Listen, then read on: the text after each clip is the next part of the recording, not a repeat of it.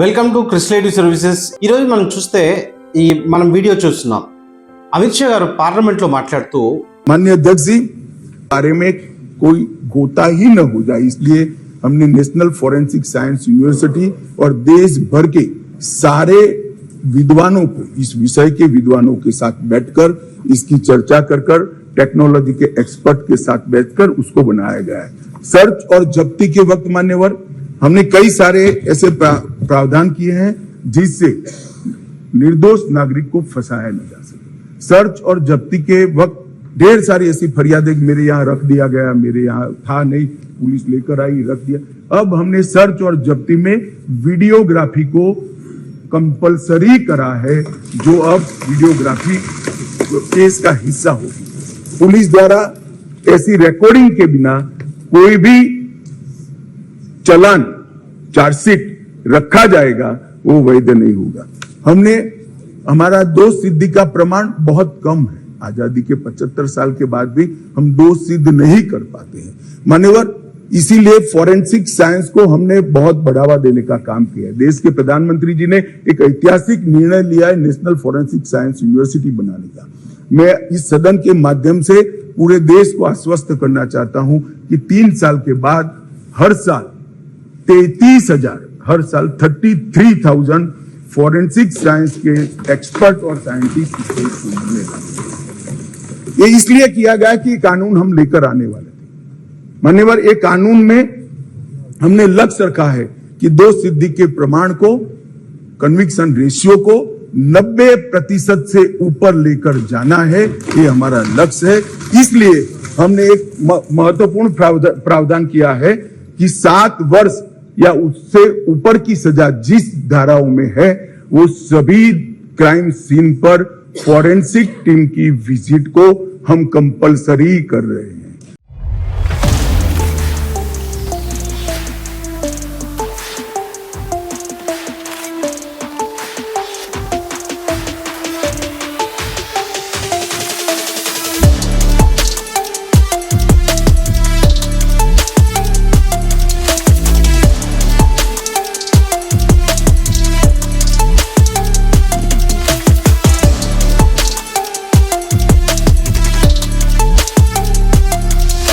ఫ్యూచర్లో ఈ నేర పరిశోధనలో రాబోతున్న కీలక మార్పుల గురించి చెప్పడం జరిగింది. ఏంటి అంటే ఏదన్నా ఒక నేరం జరిగినప్పుడు దాంట్లో మనం సైంటిఫిక్గా కనుక దాన్ని ప్రూవ్ చేయకపోయినట్టుగా అయితే దాంట్లో తప్పులు దొరికే అవకాశం ఉంది. అటువంటి అవకాశం అంటే కొన్ని విషయాల్లో నేరం చేయని వాళ్ళు కూడా శిక్షను అనుభవించాల్సి వస్తుంది. దానికోసం ఆయన చెప్పింది ఏంటి అంటే మనం టెక్నాలజీని వాడబోతున్నాం, ప్రతి ఒక్కటి సైంటిఫిక్గా ప్రూవ్ చేసిన తర్వాతనే దాన్ని కన్సిడర్ చేస్తామనేది దాని సారాంశం. దీంట్లో మనం చూసినట్టుగైతే దీనిలో రాబోతున్న చేంజెస్ ఏంటి అంటే క్రైమ్ సీన్ నుంచి ఫారెన్సిక్ సైన్స్ నిపుణులు ఎవరైతే ఉంటారో వాళ్ళు ఇచ్చే ఆధారాలు, ప్రూఫ్స్తో ఆ కేసుని సాల్వ్ చేయాల్సి ఉంటుంది. సో ఇక్కడ కమింగ్ డేస్లో అమిత్ షా గారు చెప్తుంది ఏంటి అంటే 3 సంవత్సరాల తర్వాత ప్రతి సంవత్సరం ఇండియాలో 30 నుంచి 35,000 మంది ఈ ఫారెన్సిక్ నిపుణులకి అవకాశం ఉంది.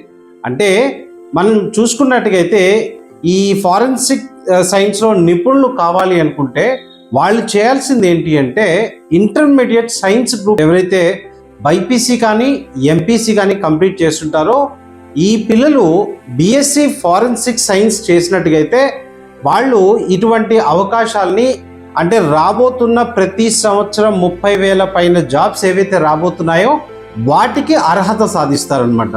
50% ఎంపీసీ బైపీసీ ఉన్న పిల్లలు ఈ కోర్స్ చేయడానికి వాళ్ళకి అవకాశం ఉంటుంది. మనం చూసినట్టుగైతే ఈ ఫారెన్సిక్ సైన్స్ నిపుణులు ఎనీ కైండ్ ఆఫ్ ఇన్వెస్టిగేషన్స్, అది పోలీస్ డిపార్ట్మెంట్ అవ్వచ్చు, లేదా సిబిఐ అవ్వచ్చు, సిఐడి అవ్వచ్చు, అదేవిధంగా డిఫెన్స్ సెక్టర్స్ అవ్వచ్చు, ఇన్వెస్టిగేషన్ జరిగే ప్రతి ఒక్క దగ్గర ఈ ఫారెన్సిక్ సైన్స్ నిపుణులకి అవకాశం ఉంది. ఆయన చెప్పింది ఓన్లీ ఒక సెక్టర్ మాత్రమే.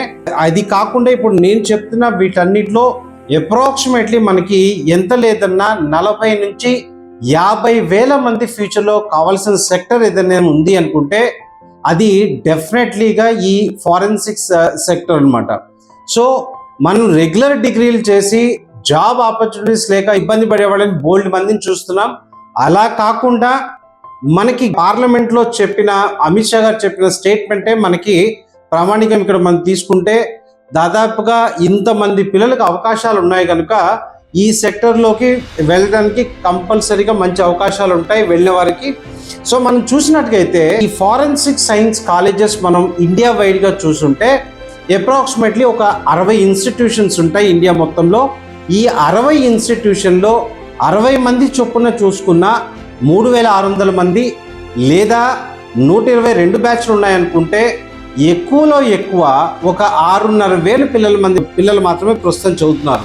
అంటే నెక్స్ట్ 3 ఇయర్స్ నుంచి స్టేట్మెంట్ ప్రకారం ఏం చెప్తున్నారైనా నెక్స్ట్ 3 ఇయర్స్ నుంచి 30,000 పైన తీసుకుంటాము అని.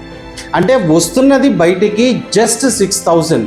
అంటే ఈ కోర్స్ ఎవరైతే చేశారో వారికి గవర్నమెంట్ సెక్టర్లో జాబ్ కొట్టాలనుకున్న వాళ్ళకి ఇది సువర్ణ అవకాశం. అదేవిధంగా చాలా మందికి పోలీస్ డిపార్ట్మెంట్ అంటే నేను దాంట్లోకి వెళ్ళాలి అనుకుంటారు, కానీ హైట్ వల్లనో పర్సనాలిటీ వల్లనో కొంతమందికి ఐసైట్ వల్లనో ఈ ఫిజికల్ ఫిట్నెస్ టెస్ట్లో ఫెయిల్ అవుతుంటారు.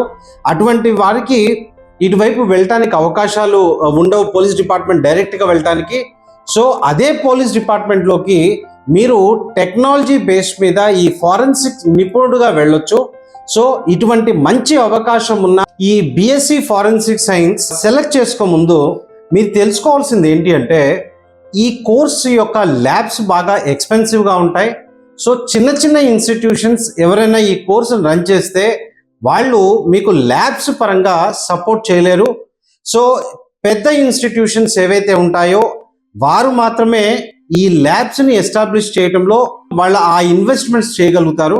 సో మనం ఆ రకంగా చూసుకున్నప్పుడు బెస్ట్ ఇన్స్టిట్యూషన్స్లో ఈ బిఎస్సి ఫారెన్సిక్ సైన్స్ చదవాలి అనుకున్నప్పుడు మన ముందుండే ఆప్షన్స్లో మెడికల్ కాలేజ్ ఉన్నటువంటి యూనివర్సిటీ ఏదైతే ఉందో తీర్థంకర్ మహావీర్ యూనివర్సిటీ, ఇది one of the best university అని చెప్పొచ్చు. ఎందుకంటే ల్యాబ్స్ పరంగా స్ట్రాంగ్గా ఉండాలి.